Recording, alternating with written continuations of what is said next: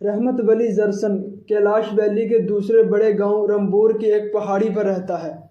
بچپن سے دونوں ٹانگوں سے معذور ہے اور ہاتھوں کی مدد سے گھسٹ گھسٹ کر چلتا ہے۔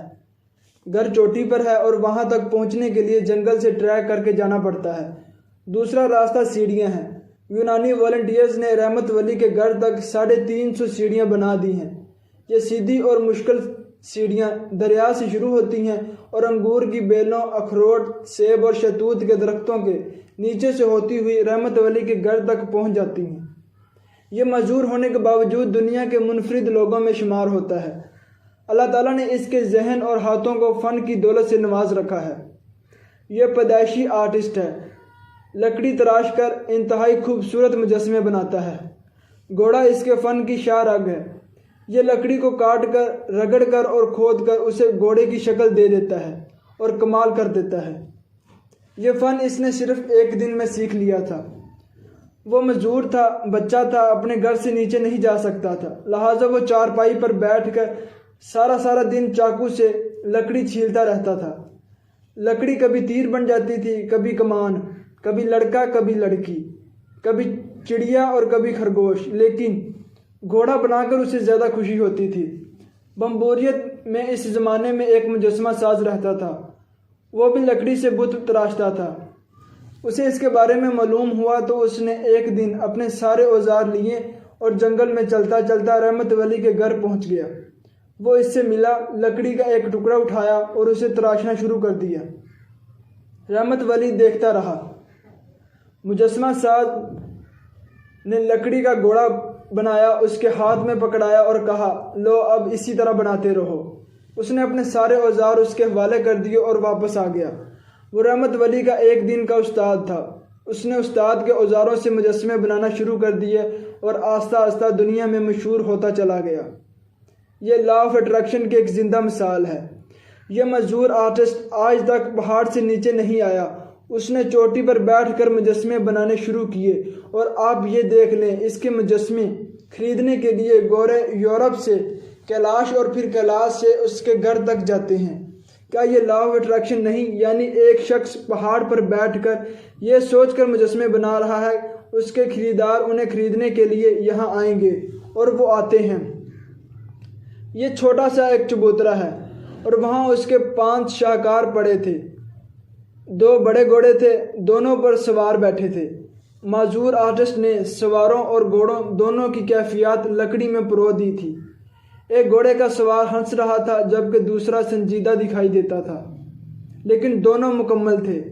زرسن نے بتایا، ہنستے سوار کا گھوڑا چترال کے شاہی خاندان نے خرید لیا ہے، جبکہ دوسرا گھوڑا اس نے ایک فرینچ سیاح کے لیے بنایا۔ یہ چند دن میں مکمل ہو جائے گا اور وہ اسے پک کرا لے گا۔ تیسرا گھوڑے کا سر تھا اور وہ بھی کمال تھا۔ گھوڑے کی ساری کیفیات اس سر پر درج تھیں۔ چوتھا اور 5واں شاہکار چھوٹے سائز کے گھوڑے تھے جن پر سوار بیٹھے تھے۔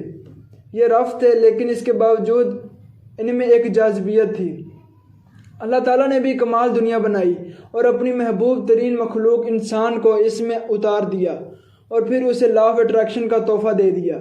ہم انسان جو سوچتے ہیں وہ ہو جاتا ہے۔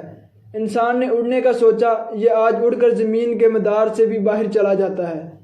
اس نے رات کو دن بنانے کا سوچا اور پھر اس نے یہ کر دکھایا۔ اس نے بیماریوں کے مقابلے کا سوچا اور یہ آج اپنی ہر بیماری کا علاج کرتا چلا جا رہا ہے۔ اور اس نے اپنی سپیڈ بڑھانے کا فیصلہ کیا اور یہ آج پلک جھپکنے میں کیا سے کیا نہیں کر جاتا۔ اور اس نے گوگل، فیس بک، واٹس ایپ اور اسکائپ کے ذریعے پوری دنیا کو بھی آپس میں جوڑ دیا۔ لہٰذا آج یہ فکرہ حقیقت بن چکا ہے۔ آپ کو جو چیز گوگل پر نہیں ملتی وہ دنیا میں موجود ہی نہیں۔ یہ سب لا آف اٹریکشن کا کمال ہے۔ یہ قانون کہتا ہے، آپ دنیا تک پہنچنا چاہتے ہیں یا دنیا کو اپنے پاس بلانا چاہتے ہیں تو آپ بس کام شروع کر دیں، دنیا آپ اور آپ دنیا تک ضرور پہنچ جائیں گے۔ بھارت میں اورنگ آباد میں اجنتا کے غار ہیں۔ ان غاروں میں ہزاروں سال پہلے نامعلوم انسانوں نے دیواروں پر تصویریں بنائی۔ ان لوگوں نے بھی یقیناً یہ سوچا ہوگا، دنیا میں ایک وقت ایسا آئے گا جب لوگ ان غاروں تک پہنچیں گے اور ہمارا یہ شاہکار دیکھیں گے، اور پھر لوگ وہاں پہنچے اور یہ شاہکار بھی دیکھا اور نامعلوم آرٹسٹوں کو داد بھی دی۔ قرطبہ کی مسجد مراکش کے معماروں نے بنائی تھی۔ وہ لوگ مسجد بناتے جاتے تھے، اس کے ستون تراشتے جاتے تھے اور سوچتے جاتے تھے ایک وقت آئے گا جب پوری دنیا ہمارا شاہکار دیکھے گی۔ قرطبہ 1236 میں مسلمانوں کے ہاتھوں سے نکل گیا اور عیسائی پادریوں نے ستون گرا کر مسجد کے عین درمیان چرچ بنا دیا۔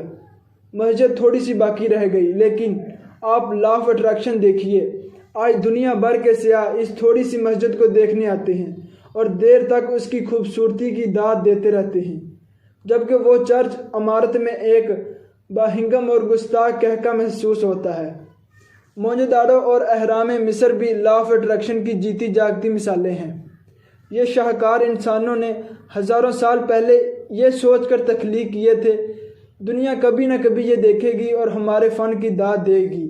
اور آپ قدرت کا کمال دیکھیے، موہنجوداڑو 4000 سال زمین میں دفن رہا، جبکہ اہرام 5000 سال ریت میں چھپے رہے، لیکن پھر دونوں ایک دن باہر آئے اور اپنی ہیبت اور خوبصورتی سے پوری دنیا کو مبہوت کر دیا۔ یہ ہو نہیں سکتا انسان نے کوئی کمال کیا ہو اور وہ دنیا کی نظروں سے پوشیدہ رہ گیا ہو، اور یہ بھی ممکن نہیں انسان کوئی بات سوچتا ہو اور وہ دنیا میں ظہور پذیر نہ ہو۔ ہم جو سوچتے ہیں وہ بھی ہو کر رہتا ہے، اور ہم جو کرتے ہیں وہ بھی کبھی نہ کبھی دنیا تک ضرور پہنچتا ہے۔ چنانچہ آپ جم کر محنت کریں اور اخلاص کے ساتھ کام کریں، آپ کی محنت اور آپ کا کام بہرحال دنیا تک پہنچ کر رہے گا۔